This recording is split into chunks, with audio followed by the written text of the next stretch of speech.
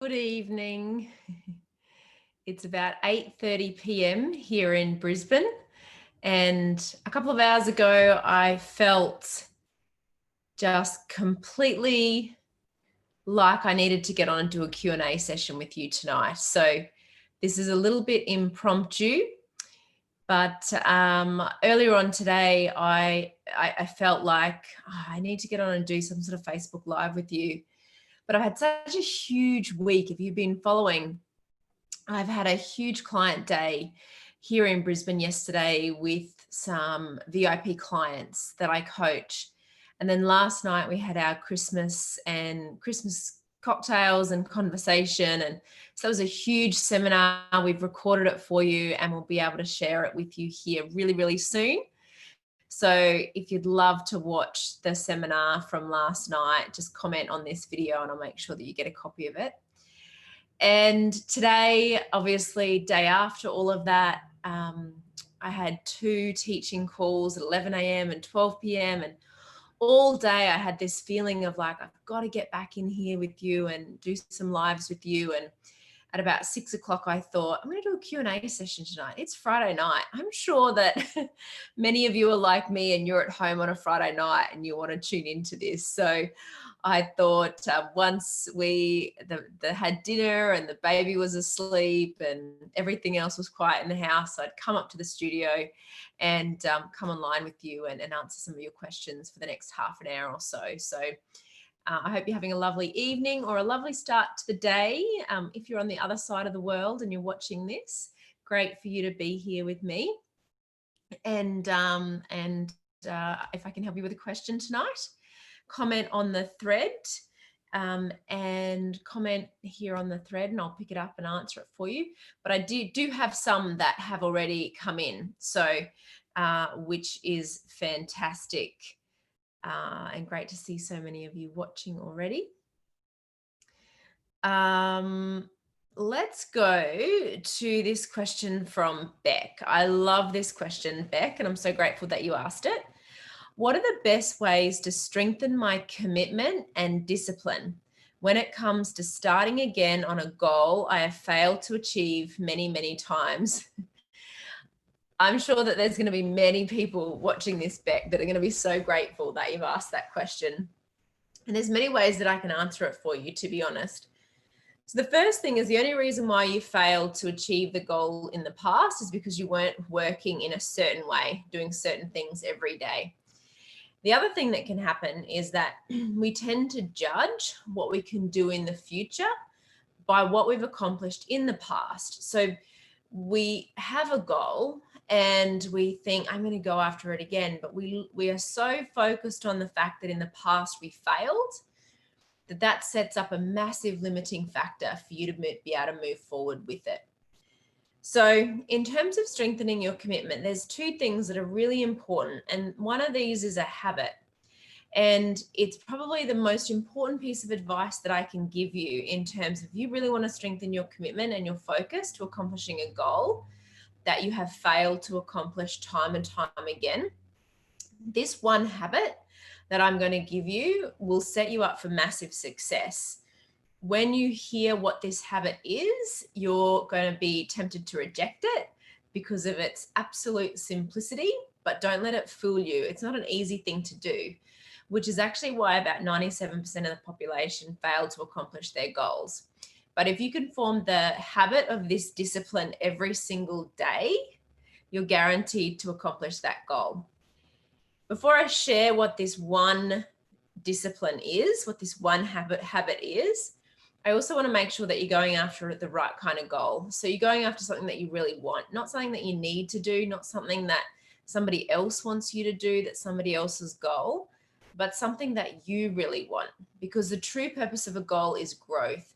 And you want to make sure you're moving in a direction that you've never been before. So just mentally check in on that goal and make sure it is actually something that is important to you. Now, here's the thing. This is how you can strengthen your commitment and your focus towards that goal. This is it. Are you ready for it? It is making a committed decision. Making a committed decision that you are going to get the goal. You say, you name it and claim it. You say, This is what I want, and this I shall get. When you make a committed decision, you're literally flicking your mind onto a totally new frequency from which you can attract and create. But here's the thing, Beck, is that you can't just make the decision once. That's not enough. You actually have to make the committed decision every day until it becomes habit for you to have made that committed decision where you no longer need to wake up and make it anymore because it's part of you. Most people confuse wishing and wanting with making a committed decision. You can't just want something to happen and like, yeah, I really want it to happen. I wish it would happen for me. A committed decision is where you draw a line in the sand and you say, there's no going back. Like, I'm going to get this goal. I know I'm going to get it. I believe I'm going to get it. And I know I'm going to get it. And when you make a committed decision, you start attracting from the place of what it is that you want rather than what's been happening in the past. So that one thing, Beck, is really, really important. I know you made a committed decision to get involved in my coaching. You've obviously made a decision to accomplish some kind of goal, but you're going to have to continue to make that decision every day that I'm going to get this. This is going to happen. I'm going to grow as a person so that I can create this new result in my life. And you're going to have to wake up every day and give yourself that command until you no longer have to do it anymore because you've actually changed that programming and it becomes automatic for you to operate in a new and different way. So the habit of making decisions and keeping them every day is without question the difference between failure and success. If you want to be successful, wealthy, happy, and healthy, you have to make a committed decision that that is the way it's going to be. And you won't accept anything less, that you raise your personal standards for success and that you wake up every day and you say to yourself, this I shall do. There is no going back. There is no turning back. I demand of myself to grow into the person that creates that kind of result. And when you have that sort of committed decision in your life, everything will start to change for you. All right, this next question is from Jane Herman. She says, how do I get into a sales mindset? I was kind of excited when you asked this question, Jane, because I love sales and selling. I never used to because I didn't understand what it was at all. I had no idea.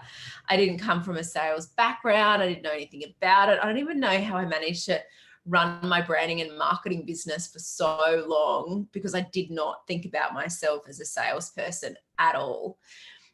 Pretty much everything that I did in that business was like word of mouth or people coming to me. I just did not have any idea about how to talk to anybody about something they might not want to talk to me about. But here's the thing about sales and selling is what is selling? Like, what is sales? What you really want to understand is that it's service. In its most simplest form, sales is service. It's helping somebody get something they really want. You know, a great car salesperson will take the time to find out what sort of car you really want to drive, what car is the right car for you, and they'll help you get it. And you'll be so appreciative of the service that they gave you. That's selling. You know, I'm in sales every single day. I'm finding out what somebody wants and I'm showing them how to get it. And quite frankly, if I don't help the person that I'm working with move forward, then I haven't done my job properly as a salesperson. That's what selling is. Selling is helping another person get something that they really want, helping somebody accomplish a goal that they really want, helping somebody create a situation or circumstance that they really want. Sales is never getting something. People really confuse that I've got to get the sale or I've just got to get the business. You get the business through service, by giving, by listening to understand, by finding out what a person wants and then showing them how to get it and leading them on that path to agreement, leading them beyond their own limitations. You know, I think of the hundreds upon hundreds of people that I have helped who all had limitations, all had reasons why they couldn't or shouldn't, or it wasn't the right time. And if I had accepted those reasons from them, I wouldn't have been a very good salesperson, because I wouldn't have been helping them get something that they had declared to me they really wanted. And when you're in sales, that's what you're there to do, to find out what a person wants. Any kind of sales, you're there to find out what a person wants. You're there to help them improve the quality of their life. That's what sales really is. And when you can start to see it for what it really is, helping someone improve the quality of their life, helping somebody win in a greater way, helping somebody avoid a greater loss, helping someone have an experience that they truly desire to have, then you will fall in love with selling for the rest of your life. I love it. I love seeing somebody create something that they didn't know was possible for them because I sold them into my coaching program. And you can do the same with your business, Dane. You can fall in love with it, fall in love with going out there and selling your amazing product and the service that goes with it, to give people experiences that are unlike anything they can find anywhere in the Great Australian Outdoors. So fall in love with it.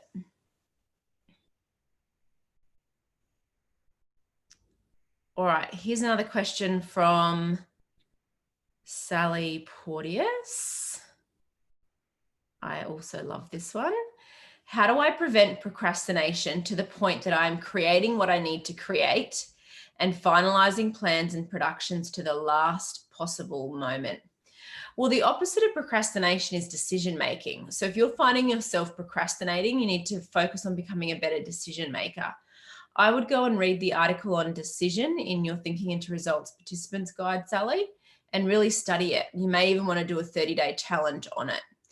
The opposite of procrastination is decision making. If you want to prevent procrastination, you've got to focus on making more effective decisions in the order and pace that they need to be made, and be really confident in doing that. The more you study you, the clearer you get on what your goals are and what you want to accomplish, or in your case with event production, what the goals are of the person that you're working with.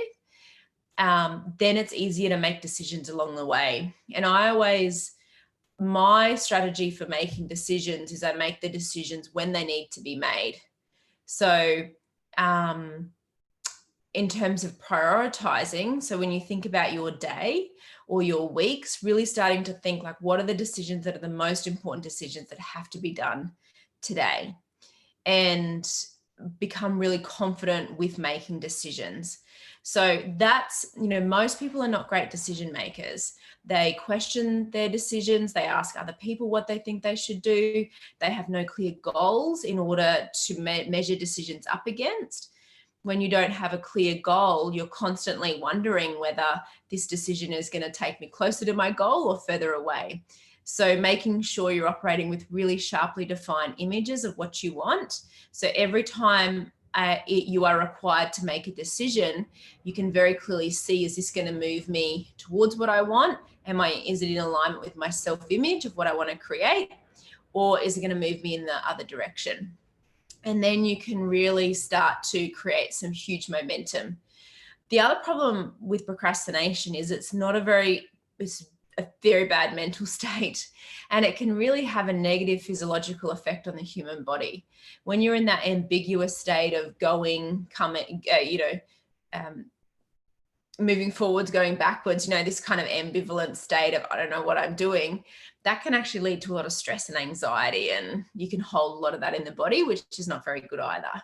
So it's really important to become a really confident decision maker and make decisions quickly and firmly. In fact, Napoleon Hill in Think and Grow Rich, he talks about that. He says, the winners in life, the people who really make it happen, have formed the habit of making decisions quickly and changing them slowly when and if they change them at all. The losers, the failures, the people who fail to accumulate any great wealth make decisions very slowly and they change them very quickly.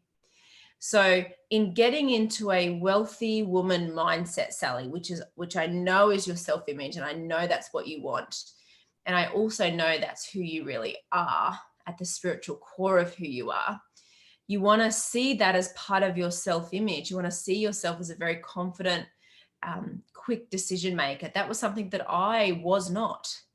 I was a very confident woman, and I was making a lot of very amazing things happen in my life for a long time. But when it really got down to it, I was still asking everybody else what they thought I should do. And I wasn't confident in making decisions quickly and firmly as often as they needed to be made. I could make some decisions quickly and firmly, but really continuously, day to day. And when I learned to do that, that's when things really took off. And I learned to do it because I changed the way my programming was around decision making. And you can do that too. And what you're going to find then is that everything gets done with more ease, in a more timely manner. You become more productive, and everything really starts to change. Kerry, this is another great question from you, Kerry. How do I manage that I now feel unconnected with the goals I set? I now feel like I created them from only half of my thoughts. And now I want to work through the process from the beginning again with the clarity I now have. Thank you. This is not uncommon, Kerry. I know that you're about probably a couple of months into my coaching, and this is very common because your awareness has shifted in such a great way in such a short period of time that you realize you could have asked for more at the beginning. You're experiencing this because you've grown so much in your own understanding of yourself, of your mind, of your business, of what you really want. You've been thinking about it every day in a very organized, structured way. So you are becoming more and more aware of what it is that you really want. So the short answer is it's totally fine, and it's exciting that you are becoming more aware. Sometimes I will say to someone, I'll say to a client, if they're like, I don't know what my goal is, I have no idea. And I'll say, yes, you do, because it's already within you. It's waiting your awareness of it. And I'll give them affirmations to work with to help them really become aware and connected. And very often that goal will shift and it will change within that first 2 to 3 months of the coaching. Not in all cases, but in many cases, because your awareness of self has shifted so much, because you've got so many runs on the board so quickly, because you're seeing the results shift so quickly that you're like, whoa, I'm going to hit that goal, right? And so the goal becomes pretty different. I probably even said that to you when I got on the first call with you. That's a great goal, but you're probably going to make it bigger. So what you can do, Kerry, is continue to work on the lesson that you're currently studying, but, go and print off and just start to engage again with lesson 1, not every day, but just put it on and pull out the worksheet and start to think about it and do some writing, and keep working on the picture and see if there's something else that's really strongly coming through to you.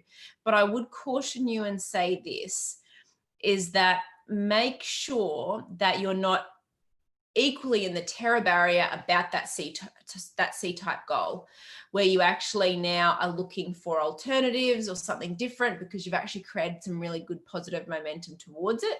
Just really check in on that scale of A, B, and C-type goals. Has your C-type goal now become a B-type goal because you now know how to do it, as opposed to it is still a C-type goal and it is still something that you really want. Does that make sense? Let me know how you go with that. Ashley, it was so good to see you all day yesterday, Ashley, and last night. I'm really glad that you were there. Ashley says, I've been burning all the boats. I've handed in my resignation. I've been giving away all my stuff. Moving forward is my own choice. The fear is so big, I feel like I've gone mad. What Sally said here. I love it. This is incredible.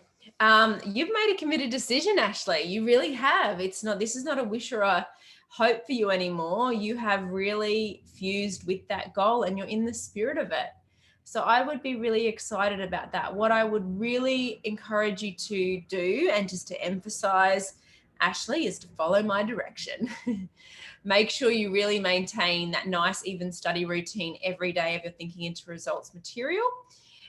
You get on the calls with me, you ask questions as you need it, because what you're doing with all of that is you're throwing yourself in the terror barrier, which is amazing, because that's where all the growth is. It's like Benita Bench said yesterday that, when one of the game changers for her was the quote, "The cave you fear to enter holds the treasure that you seek." And for so long, if she saw the cave, she would run away from it. But when she started to study this and started to understand it, she started to look for the cave so she could enter it, because she knew on the other side of it, that was where the growth was. That was where the magic was going to happen. So, so what you're doing actually is you're putting yourself in that, the cave you fear to enter, give it all away, resign, you force the new circumstances, but and you're in the right environment to do that. Make sure you keep your study up every day, because there's going to be a part of your programming that's going to want to throw caution to the wind and freak you out big time in that process. So it's really important that you just stay engaged with me, following my direction week to week as you move through the coaching, so that you have the foundation to support that change process. Does that make sense? All right, let's see if we've got more questions coming in here. Let me know if you've got some more questions. I'll refresh that. There was another question that's sort of, not a question, but I was thinking about the last 24 hours, and was there anything else that I could really share with you that could make a big difference in moving forward? And one of the concepts that we spoke about on stage, and you'll get a recording of this in due course, we will release it for you, was I interviewed 3 of my clients, Sarah Bascom, Benita Bench, and Jane Herman. And I know you're watching this at the moment, Jane. And one of the questions or the topics that we spoke about was around decision and fear, and how they really go hand in hand. When you're making a committed decision to move in a new direction, to create something that you've never done before, the fear is going to be there. And I should answer it for you, because I know it's something that everyone struggles with, and it really holds you back if you can't move through it. So I wrote the question out like this: how do I make decisions in spite of the fear? How do I make decisions in spite of the fear? And the first part of it that I want to talk about is fear. I want you to understand that fear is when you are moving towards something that you really want, you've got to expect the fear to be there.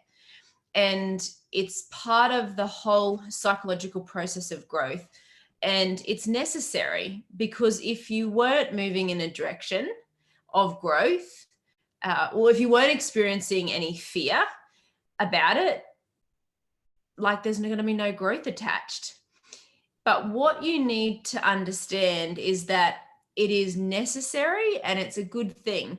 So if you're on the verge of a decision to take some sort of action and it's scaring you, but you know it can take you to your goals, it can help you get what you want, then do it anyway, because there'll be so much growth on the other side of it. All the anxiety, all the fear, all the doubt is in that moment where you're not acting on it, when you're scared, and that won't go away. And what you're going to do is you're going to convince yourself that it won't be as scary in another month's time, in another 2 months' time, in another 3 months' time. It won't be as scary once the kids are, finish school. It won't be as scary once I sell the house. It won't be as scary. And that is part of the self-sabotaging mechanism to keep you stuck, to keep you playing at the level that you're playing at, so you don't move forward. You've got to start to understand this, that when you want something and you know it can help you, and you know it can move you forward, or you know that it's a decision that can help you grow your business or earn more money, or whatever it is, that the fear is going to be there anyway when you make the decision. It's not going to not be there. It is going to be there, and it's going to be in your ear, but you do it anyway, Because if you don't do it, it's like you're knocking yourself down that self-esteem ladder, and the cycle begins again, and you wait for it. The language that you are hearing and speaking to yourself will be all of those things. It'll be easier in another month. It'll be easier in another 3 months, when I get some more money together, when I have a bit more time and the kids are a bit older, right? And you think that when that happens, the decision will be easier, but it won't be. It'll be something else. It'll be another, the car broke down. My grandmother just died. Like, it'll be something else that chatters to you that says, don't move forward on that decision. So what you want to just accept in the whole process is that when you step out to make a decision to do something you've never done before, to take some sort of action, even to form a habit that you have that is not a habit for you right now, to take some sort of new and different action, the fear is going to be there, and that's fine. Just accept it, see what it is, but do it anyway. Feel the fear and do it anyway, because what's on the other side of it is beautiful. And the more you study this and the more you understand how this process works, the more confident you can be in moving forward. We fear things we don't understand. So when we don't understand what's happening in the mind and body, when we just feel the anxiety, the doubt, the worry, the uneasiness, and we don't understand what's causing that, we are paralyzed by it. We think the world might just end if I move forward with this decision. But the more we come to understand what is going on spiritually, mentally, and physically, and why we're experiencing this response in relation to a new image or taking some sort of new behavior, the more we understand what's going on, the more in control of it we feel, the more confident we feel, so we can keep moving forward. And you become more confident, you can move faster, you can act on your decisions, you can invest the money, the time, whatever is necessary to take action to move forward. The more you do it, the better you get at it, the less the fear paralyzes you, the faster you get to move, the more momentum you create, the easier the results flow. Does that make sense? So just accept that when you go to make a committed decision, when you go to act on something and take a course of action that is not necessarily normal for you to take, that the fear is going to be there, and that's okay, but you do it anyway.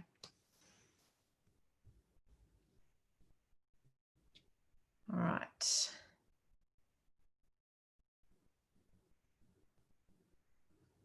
Oh, I love that. Sally says, I made the committed decision I asked you about on my way home last night and took action today. Today has been incredible.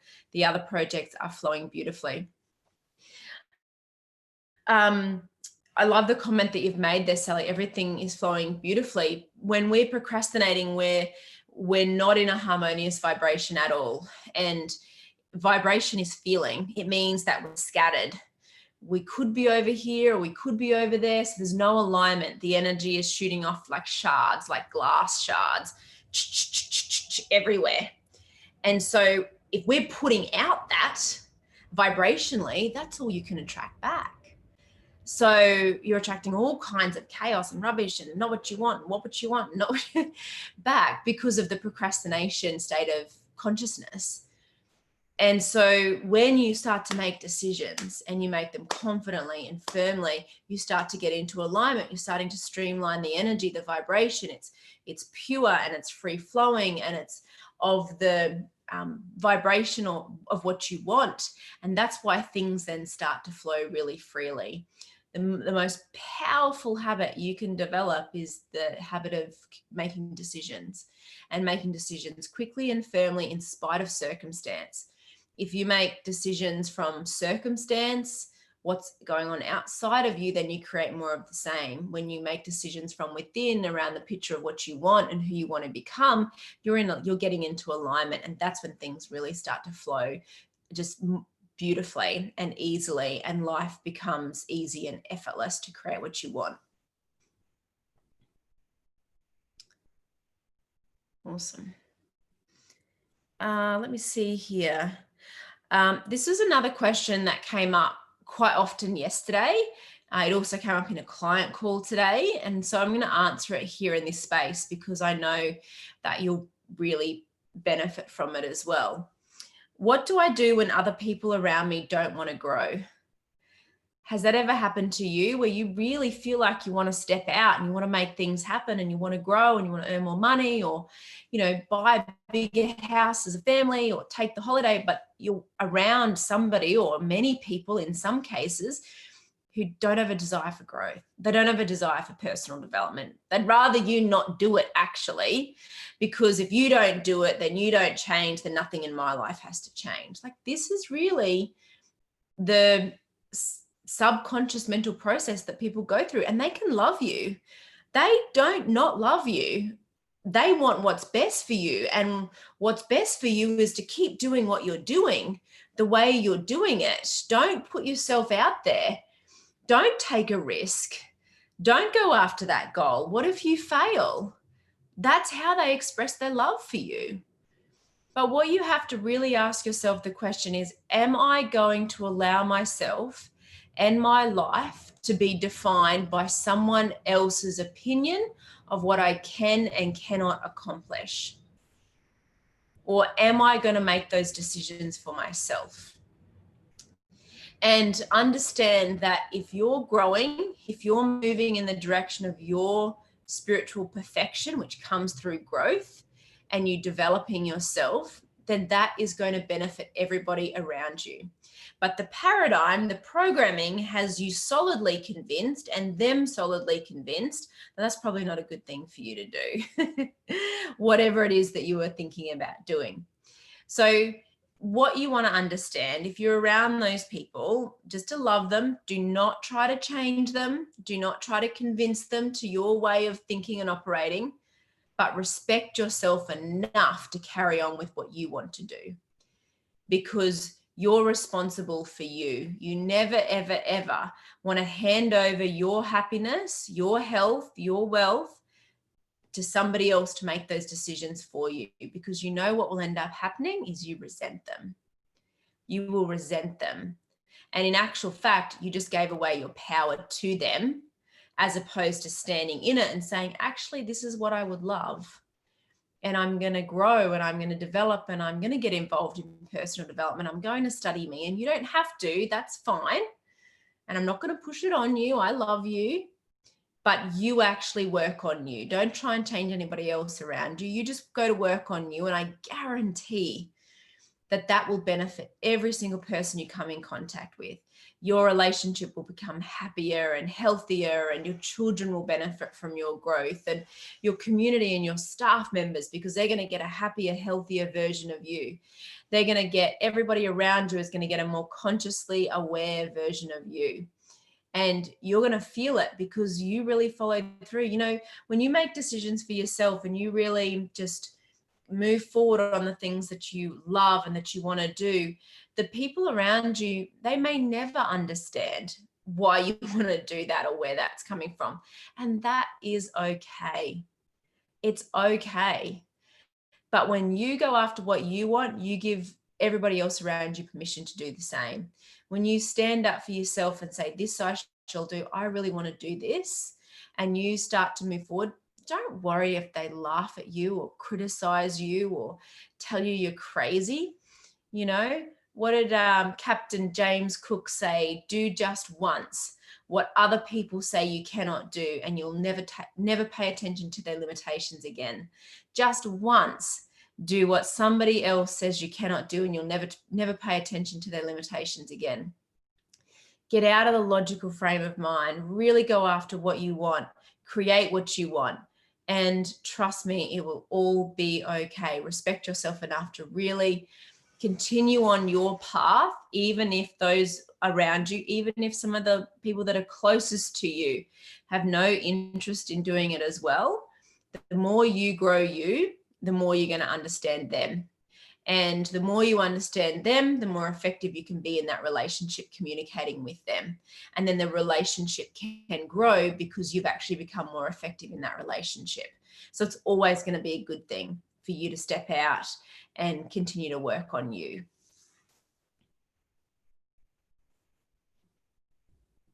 Awesome. Hi, Murray, you're here. Fantastic. Who else has tuned in tonight? I'd love to know. I don't know. Can I see? Continue on your path, even if those around you, even if some of the... What was that? You're going to hear all of that in a minute, tuning back in. Who else is here? Tracy's here. Hello, Tracy Anderson. Nice to have you tuned in tonight as well. I'm looking forward to our catch up on Monday. I love that. Ashley said, I'm going to be happy to do as I'm told. Just follow my direction. Follow the lessons, follow Bob's direction. Ask questions if you need to. Michael Murphy, you're here as well. Hello. Great to have you tuned in. What other questions do you have for me tonight? How's this? We're not out in a bar. We're here on Zoom hanging out, having a Q&A session. That's my perfect Friday night, my absolute perfect Friday night. Here helping you. Louise Bonner, hello. Great to have you tuned in as well. Sonia, Carol. That is awesome. Give me a couple more questions. Hi, Tracy. You've got the emoji wave. I've got the real wave. Back to you. Look, we had such a great day yesterday. Oh my God, I'm still just buzzing from yesterday, the VIP client day and then the seminar last night. And it's just, I just love seeing people accomplish something, or create something they didn't think they could do. This morning I was sitting having breakfast. I was up early again having breakfast, and my little boy was sitting next to me, and I think I was eating a piece of toast or something, and I must have been gazing out the window, gazing out the door, and my husband said to me, "Where did you just go?" And I was like, "Oh." I said, "Oh, I was just reflecting on a conversation I had with Naomi." And Naomi said to me, this is a client of mine, she wouldn't be watching tonight. She's in Port Lincoln, and she said, "Karen, after 20 years, I'm finally happy." And I was like, wow. She goes, 20 years, like I'm happy. She goes, "You've changed my life." And I hugged her with gratitude. And I said, "I didn't change your life. You changed your own life. I just gave you the direction to do it." And I really feel like that. I know many of you watching will feel like I've changed your life, but really you've changed your life. You made a committed decision, you followed direction, and I gave you the opportunity to change it. I gave you a very organized process to work through, and the guidance and probably the belief at times. We often speak about this. You don't believe you can do it, but I know you can. And so creating that environment for you to grow in with that accountability and support when you feel like you can't anymore and it's not going to work for you, I'm there in your ear, aren't I? Saying, keep going, like it is happening for you. See it, change the way you're looking at this situation. Anyway, and I just remember when I met Naomi, I love her to bits. She's such a great woman. She had a lot going on, not a lot of time. She was not healthy. The business was doing okay. She was trying hard to get it all together. Like, I remember going into her office and she had like little tabs of exercises of things she was trying to do, and it's all organized, it's here, and this is what I want. And she was so disciplined, like she followed direction. I swear to God, I remember in that seminar, I was like, you need to go back and write this out or do this. And the next morning she pulled it out and she showed me, and she's like, here, I've done my homework. And we got her involved in the coaching, and she's done thinking into results, and she started lead the field coaching with me now. And she was like, in 1 year, after 20 years, I'm happy, like it's happening. And I was like, oh, it's so good. And that was such a great theme that came out yesterday of, after 6 years after 6 years of working on this, in 5 months, I've cracked it, or I've got more done in a week than I had in the past 12 months in the business, or, that's just, oh my God, it doesn't have to be a struggle. It doesn't have to be hard. You just have to change the way you're operating. And when you start to follow direction and do exactly as I suggest, and quit doubting whether it will or won't work for you, and you let it work for you, which it will, which it is, and you just do as I suggest, you get what you want, you win. Now, if you don't follow the direction, or you don't join the coaching, then you're not going to get what you want. If you do, and you do follow the direction, you can have what you want. And it's pretty simple. And that's what I learned about it for, 10, 12 years. I don't even know how long it was, of being in my own business before I started to study this and apply it to my business at the time. I had a branding and design business when I got into this, a little bit of coaching on the side. When I got into it and I started to apply it to my own life, and I was like, whoa, this is so the missing piece of the puzzle. I had no idea. Like, how have I not come across this yet in life? This is just, everyone needs this. This is the foundation. This is the toolkit. If you don't have this, it doesn't matter what else you go out and study. And I became so fascinated with it. And so it was so real. It was just like so real. And then all I wanted to do was help you with it. So I'm grateful that I am able to help you with it, and spend that day with you yesterday as well. The clients of mine that were in the room.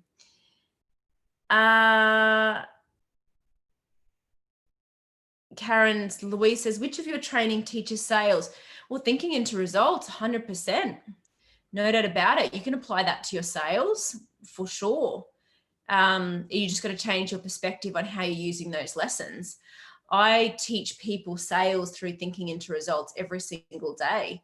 I've worked with heaps and heaps and heaps of people that are directly in sales, and they enroll in thinking into results because they're in sales and they need to improve their income. So you've got it, Louise. You're already in it. Lead the Field is phenomenal. It's strategic business growth, financial growth, looking at self-image. So it's all here. It's all here. You've already got it. Welcome home, Sarah Bascom. It was great to have you here in Brisbane with us. Very happy that you're home safely. I'm sure your kids and your lovely husband are happy that you're back there.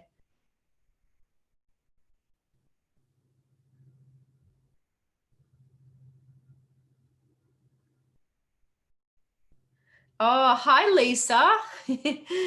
Yes. Do as I suggest. Come and join us, Lisa. You will love it. It will transform. It'll change your life. Let's just be frank. But in a way that is sustainable for you. You will be in control of it. You won't feel like it's outside of you. You can get off the roller coaster. You can get out of that state of overwhelm and just move forward calmly and confident, creating exactly what you want and knowing how to do it. Your health will improve, your happiness, your income, every single area of your life, Lisa. When you get involved in this, you just want to make a decision and come and join me. Carol says, how do you know where to start if you want to improve money, health, wealth, and relationships? Well, the first place you start is making a decision that you're going to. That's where it has to start. You make a decision, you make a committed decision that this is going to change, that I no longer accept these kind of results in my life. You look at where you're really dissatisfied with your results and you make a committed decision to change it.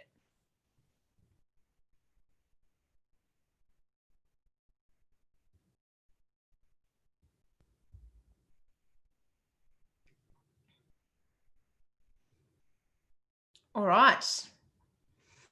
We've got any other questions out there? I wonder if we've got any questions on YouTube. I'm going to go and have a look there. If you're watching this on YouTube, make sure you join me in my winner's circle on Facebook. So just head to Facebook and look up Karen Brook Live. And I have a community group called my winner's circle. Come and join me in there. And I'm going to do the reverse. If you're in my winner's circle, come and subscribe to my YouTube channel and follow me on YouTube. I release a lot of content on there every week, videos and video blogs and training and all sorts of things. So come and subscribe to my YouTube channel as well and make sure you get yourself tapped in there.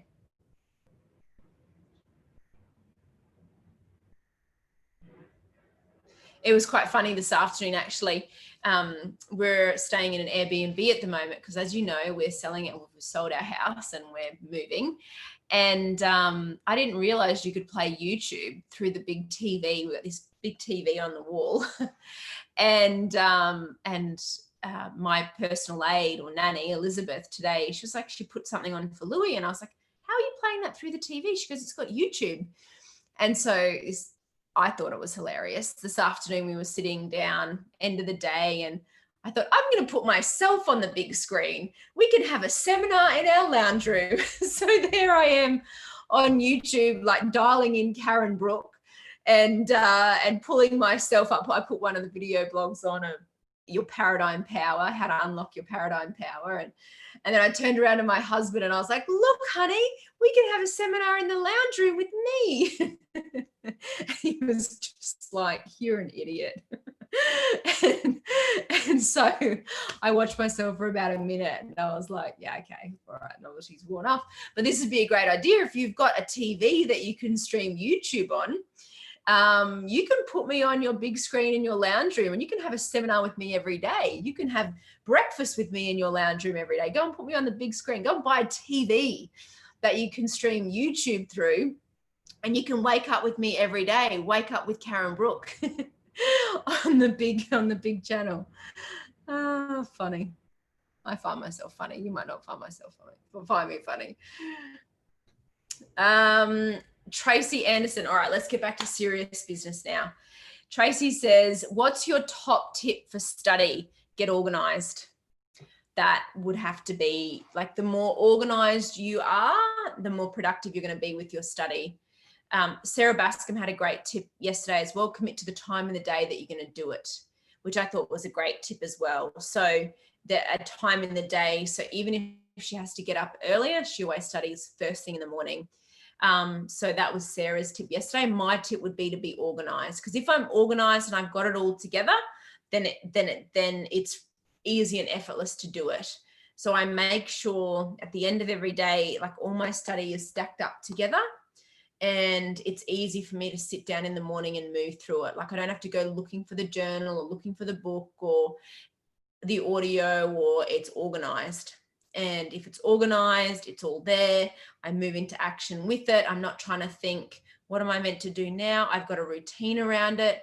You know, I do certain things in that routine, and it's organized. And it means that I do it every day. I don't miss a day.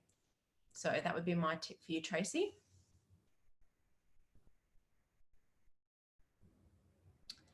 Oh, what a great question, Sarah. What's your biggest takeaway from the weekend, Karen? What came to me as I saw you type that question was that there is no end to your personal growth. There's no end point. You're never going to get there. You're never going to be done.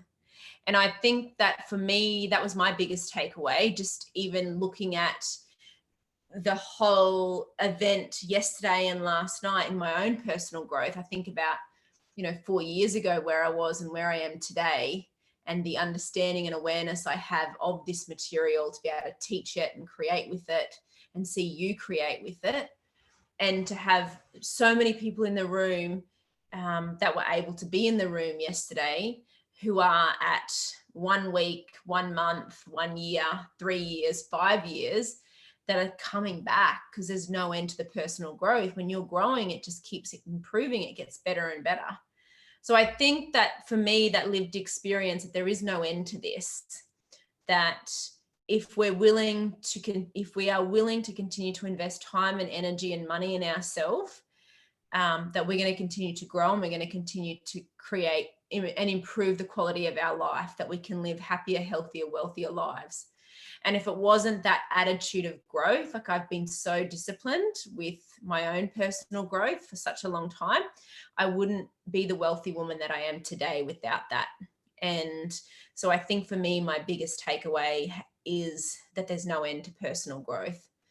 And at the heart of that, I would say probably the second biggest takeaway is the impact that self-image, just continuing to work on that internal mechanism of self-image, continuing to upgrade it, how you create a whole new set of circumstances and conditions in your environment, and the picture just gets better and better.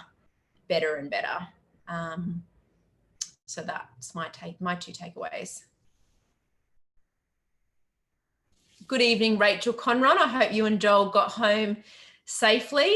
Big day for you. I was really happy to have you here in Brisbane.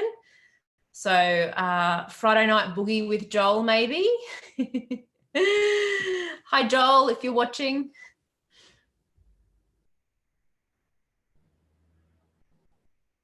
Michael says, thanks for yesterday, Karen. Head was spinning when I got back to the room, not from the beer.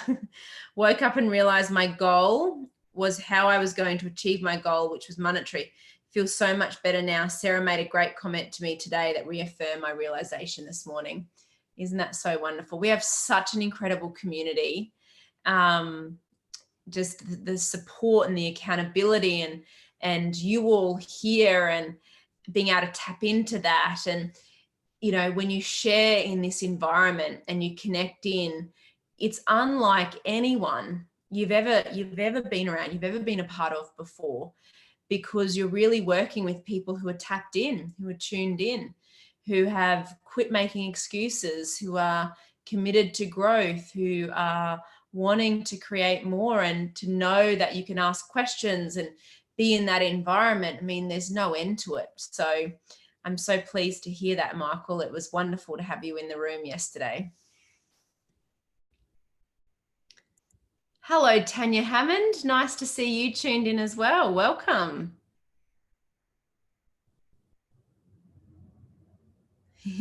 I love it, Lisa. I expect to get that email from you.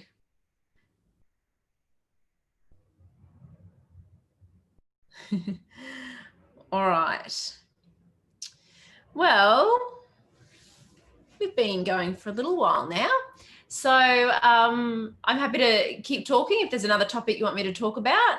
Otherwise, we can wrap this Q&A show up tonight. Anyone else got a question you want me to answer for you? You'll have to type real quick. Otherwise, I won't see it and I'll shut this down.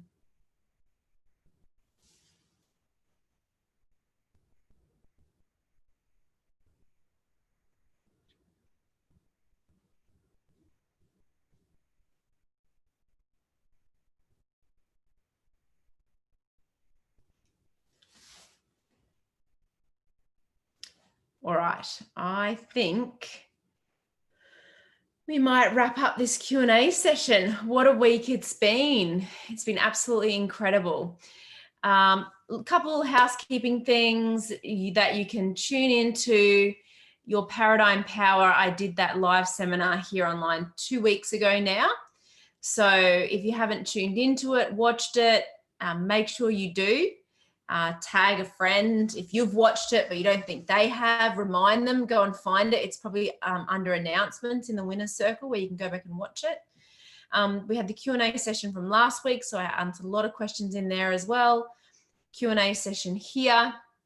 If you're not in my coaching and you would like my help moving into 2020, you're going to need to join my coaching now. The doors are closing on the 20th of the 12th, 2019. 2019. See, I'm already in the new year. So you're going to have to make a decision, and if you'd like my help and you can follow direction, then I'm happy to help you. If you're not going to follow direction, if you're going to be convinced that you're going to do it your way anyway, then probably not the right fit. But if you want to be wealthy, happy, healthy, and create more in your life, and you'd like my help, then I'm happy to talk to you and see if it's the right thing for you to do, and we'll get you started. So send me an email, support@karenbrook.com.au. What you can also do in that email is just share with me maybe your goal for next year or the improvements that you want to make, just to give me a little bit of an insight in terms of where you're at. So I can really gauge your commitment and your desire around the changes that you want to make before I send you the enrollment details for the coaching. So just send me a note, support@karenbrook.com.au if you'd like my help moving into 2020 with your goals. The other thing just to remember as well is that in 2020, there'll be no payment plans on any of my coaching programs. So just keep that in the back of your mind in terms of, if you think you might need one of those. Many of you don't, but if you think you might, you really need to act on that now and come and join me so you can take advantage of an installment plan to be able to work with me. So the doors are closing on that at the same time, the 20th of the 12th, 2019. Too many numbers floating around. So email support@karenbrook.com.au if you have any questions about that, and we'll be happy to help you. So on that note, I want you all to have the most beautiful weekend. Wonderful to be here with you. Thank you for all your notes and messages. Oh, Tracy, that's a good question. I might answer that one before I go, hey? Oh my goodness, you're all throwing in the questions at me now. All right, I'll keep going. I've got nowhere else to be on a Friday night.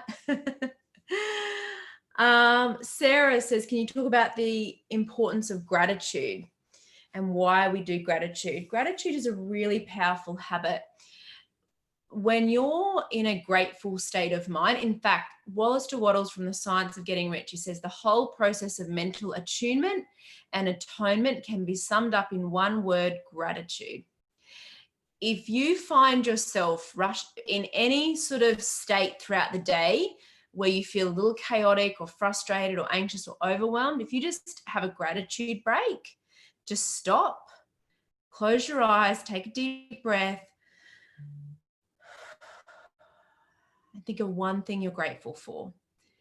You're going to connect with energy, with spirit that is free flowing and beautiful, and you will settle yourself back into a grateful state. And the more grateful you feel when you connect with the feelings of gratitude, the closer you are to source, the closer you are to the spirit from where good things flow. If you're in a state of frustration or fear or anxiousness, you're further away. Think of it like a spectrum.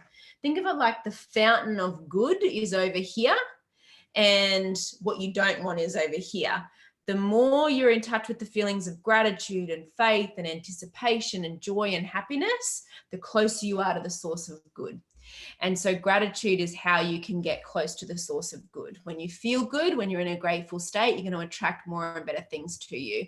So the habit of practicing gratitude, the exercise that I teach, I'm sure there's a video somewhere on YouTube you can go and find of me teaching that routine. The more you're in the habit of practicing gratitude and you make it a habit every day, the more you're going to walk in a state of gratitude, the more you're going to attract to you. The more wealth, happiness, and health you'll attract to you because you're in that state. Murray Anderson says self-image is still a bit grey. That's going to be a work in progress. It'll always be something you're working on, Murray. So, and lesson 6 of Thinking into Results, we go into a lot of depth around it. Understand that your goal is, so goal and self-image are two separate things. So your goal is the image that you're focusing on and holding and impressing upon the subconscious mind. It sets up the vibration and it sets up the behavior and the attractive force to bring you what you want. Self-image is describing the person you've become as a result of accomplishing that goal. So who is the person that has accomplished that goal? And the self-image describes the totality of who you are now. So it's more expansive. It's like the character script, but in the movie, the character accomplishes this goal, but then there's a character script that goes with it. That's what your self-image is like. And it's an image, and we work with it in the subconscious mind.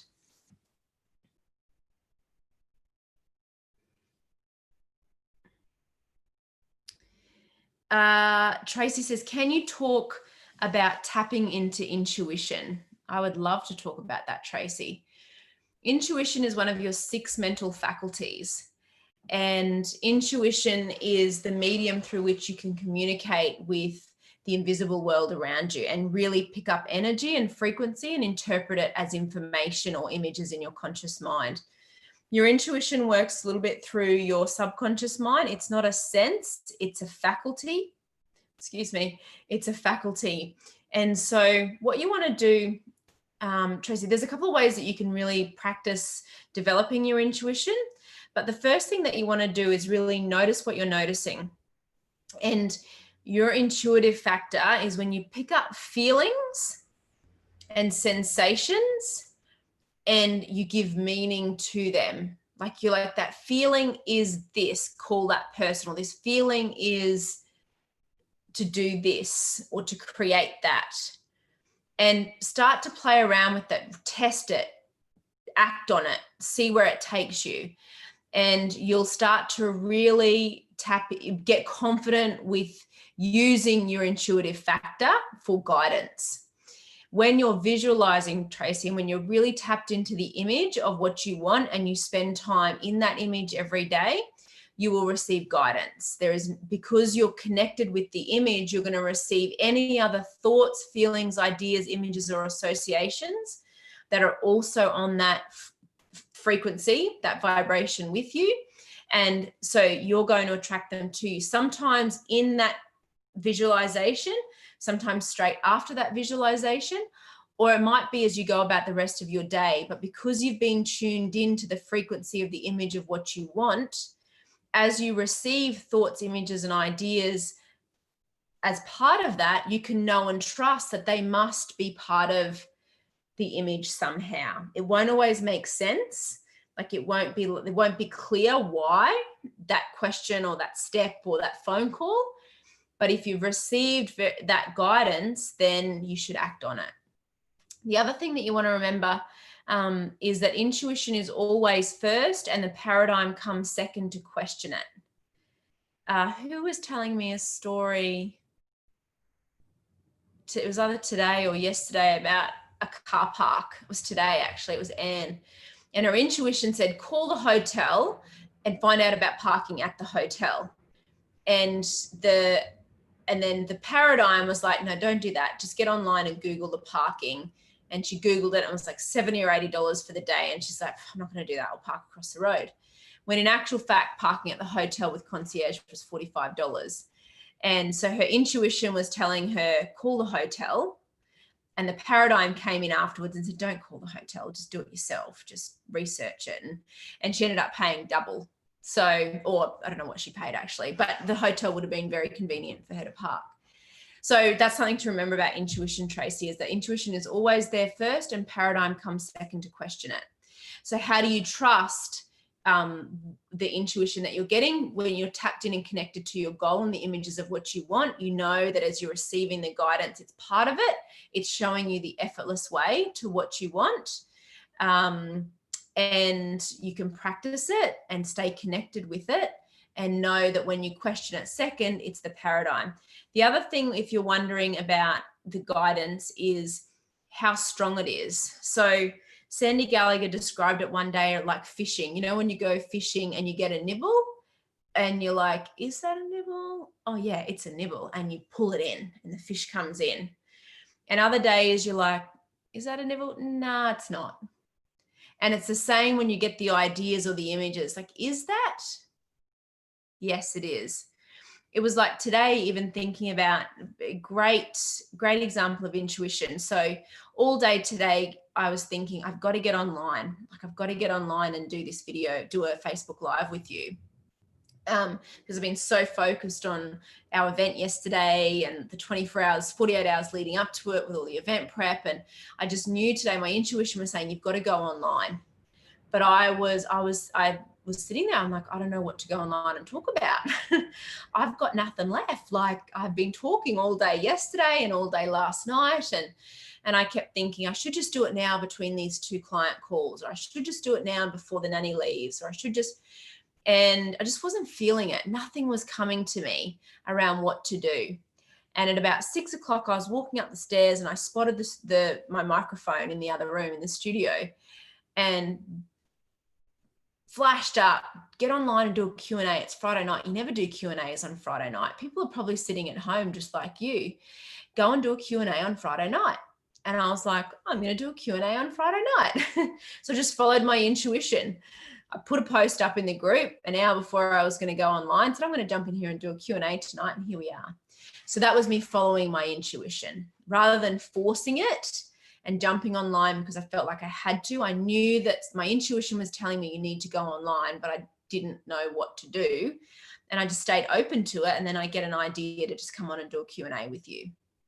So that's following your intuition, staying connected, paying attention, knowing it's in harmony with your goal, knowing that you want to serve. I wanted to serve. I wanted to be here with you and being creating in here with you, and then staying open to the ideas that you get to support that.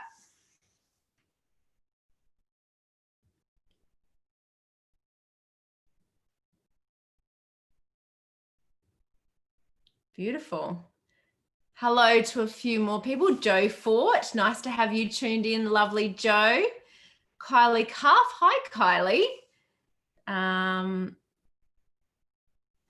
Beck, another question from Beck. How do you avoid feeding a battle hardship paradigm when you explore the notion of being willing to do whatever it takes to achieve your goal?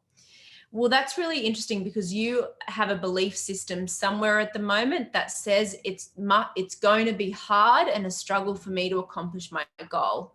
And that could be because it's been hard and a struggle for you to accomplish goals in the past. And the way we're programmed is we're so programmed to look at what's happened in the past.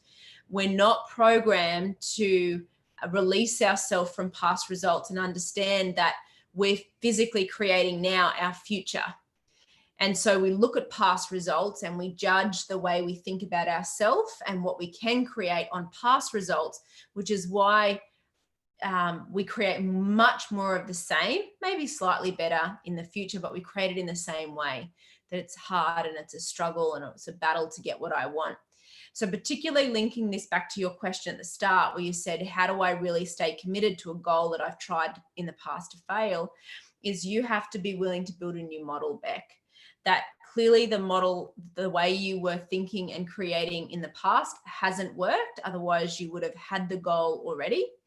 And secondly, understanding that if you continue to let the circumstances of the past influence how you feel about what you can create in the future, you will continue to create more of the same, because the creation process happens from within. And if you're pulling ideas and building images in your conscious mind that are of the past, you're going to continue to manifest and create the same results in the future. So what you have to do, and you're in the right environment to do that with my coaching, is now, take the first couple of lessons and really think about, what do I really want? How do I want to create it? It doesn't have to be a struggle. It doesn't have to be hard. It can be really easy and effortless. Now, I caution you, just because I say easy and effortless doesn't mean it's not going to require discipline and persistence to hold the image. But 95% of it is mindset and 5% is skill. If you are there spiritually and mentally, you will align physically with it. The physical side of life is directly connected and is a direct representation of the spiritual and intellectual side of life. So as long as you can focus and maintain the image of what you want spiritually and mentally, you will be able to create it physically.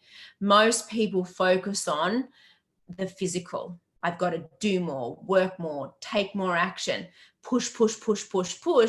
And there's little or no point of support spiritually and intellectually to support the physical manifestation of what they want. The point of support that they're working with spiritually and mentally is actually of an old image that is hard and a struggle, and it never works out for me, and I always attract the wrong things. And so that invariably plays out with how they're having the physical experience of going about that goal. But when you start to change that programming and approach it in a new and different way, how you experience the creation of that physical result will also change. Does that make sense, Beck?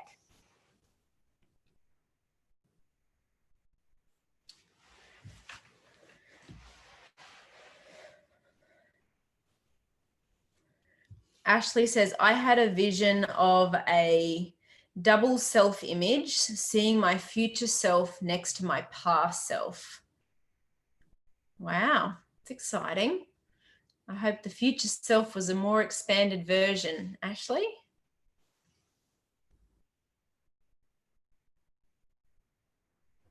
Awesome. What else would you like me to talk about? Might head off in a minute. It's 10 to 10 here.